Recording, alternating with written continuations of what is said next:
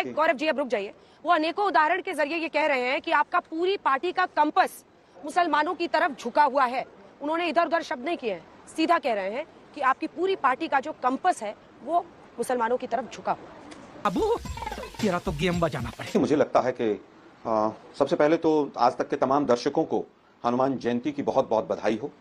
उसके बाद दूसरी बात मैं कहना चाहूंगा, शायद मेरे काबिल साथी को ये नहीं पता कि 10 साल तक देश के प्रधानमंत्री सिख रहे, लेकिन हमने कभी ये नहीं कहा कि हमने सिख को बनाया या सिख बना। हमने ये कहा कि वो काबिल थे, वो इसलिए बने। हमने राष्ट्रपति से लेकर प्रधानमंत्री से लेकर और विधानसभा से लेकर और संसद तक सब माइनॉरिटीज को वहां तक समान स्थान दिया। लेकिन शायद बीजेपी वाले सब लोग एंटायर पॉलिटिकल साइंस के स्टूडेंट हैं, इनको पता नहीं है कि देश के प्रधानमंत्री 10 वर्ष तक कौन रहे थे। खैर वापस आता हूं, इन्होंने बड़ी चतुराई से एक वाक्य पढ़ा, झूठा सच्चा, क्योंकि मोदी जी कहते हैं ना, झूठ बोलो बार बार बोलो, झूठ बोलो बार बार बोलो। मोदी जी ने सबको सिखा दिया कि झूठ बोलो और बार बार बोलो। अच्छा बात नहीं है। जिना जी, आज तक के दर्शकों को मैं क्लियर कर देना चाहता हूं कि देश के प्रधानमंत्री ने बिल्कुल सफेद झूठ बोला और मंगलसूत्र जैसी पवित्र चीज तक जाकर पहुंच गए ये लोग, इनको थोड़ी सी भी लज्जा नहीं आई। कांग्रेस राष्ट्रव्यापी आर्थिक सामाजिक जाति जनगणना कराएगी, आर्थिक और सामाजिक दोनों। इसके माध्यम से कांग्रेस जातियों उपजातियों और उनकी आर्थिक सामाजिक स्थिति का पता लगाएगी। जनगणना से प्राप्त आंकड़ों के आधार पर कांग्रेस उनकी स्थिति में सुधार के लिए सकारात्मक कदम उठाएगी। अब इसमें कहां माइनॉरिटी है, कहां मुस्लिम है, कहां डिस्ट्रीब्यूशन ऑफ रिसोर्सेज है, लेकिन देश के प्रधानमंत्री का तो नारा ही है कि झूठ बोलो और बार बार झूठ बोलो। Emotional dam. सर्वे तो नीतीश कुमार जी ने भी बाप की चटी फटी पड़ी है, घर में चूल्हे नहीं जल रहे, अब बेटा जले मोदी मोदी मोदी। करीब 40 साल मैंने भिक्षा मांग करके खाया है। मैं लोगों के घर में भिक्षा मांग करके खाता था। लोग सुन करके हैरान हो जाएंगे जी, क्योंकि ये कभी इस प्रकार की बातें आई नहीं है। मैं 35 साल तक भिक्षा मांग करके खाया हूं। किसी का गले नहीं उतरेगा। झूठ बोलो, बार बार झूठ बोलो। वाह मोदी जी, वाह वाह वाह। 400 पार कराइए, मैं आपको विश्वास दिलाता हूं, गरीबी से मुक्त भारत बनाने का काम नरेंद्र मोदी जी करेंगे। हिंदुस्तान के एक गरीब आदमी को मुफ्त में 15-20 लाख रुपए भी मिल जाएगा। 15 लाख रुपए अकाउंट में क्यों नहीं आ रहे? देखिए, ये जुमला है। किसी के अकाउंट में 15 लाख रुपया कभी नहीं जाता, वो उनको भी मालूम है और आपको भी मालूम है, देश की जनता को भी मालूम है। किसी को कैश कभी नहीं दिया जाता, वो सबको मालूम है। ये भाषण देने का एक तरीका है, एक जुमला है।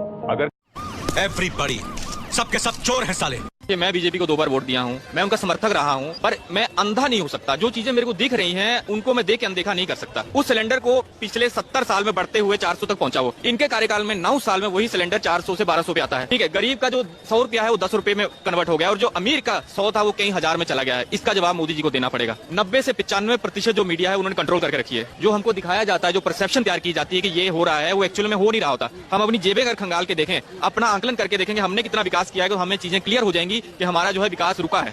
दिन में 500 रुपए जो कमा रहा है, शाम में 700 का खर्च हो रहा है। जो ये जीडीपी की बात करते हैं, मैं एक आम जन से पूछता हूं कि उसके जीवन में क्या सुधार हुआ है, वो आपको खुद बता देगा कि भाई मेरी दुर्दशा क्या है। पहले होली, दिवाली, जब बड़े बड़े जितने नए साल के त्योहार थे, लोग खुल के मनाते थे। गाय और भैंस जैसे जानवर दोस्तों बहुत ही इमोशनली इंटेलिजेंट होते हैं। इंसानों की तरह ये बहुत से इमोशंस फील कर सकते हैं, जैसे कि गुस्सा आना या डर लगना। लेकिन क्या आप ये जानते हो कि इलेक्टोरल बॉन्ड्स के डेटा से हमें पता चलता है देश की सबसे बड़ी बीफ एक्सपोर्टिंग कंपनी ने 5 करोड़ रुपए चंदा डोनेट किया शिवसेना को और 2 करोड़ रुपए चंदा डोनेट किया बीजेपी को 2019 और 20 में।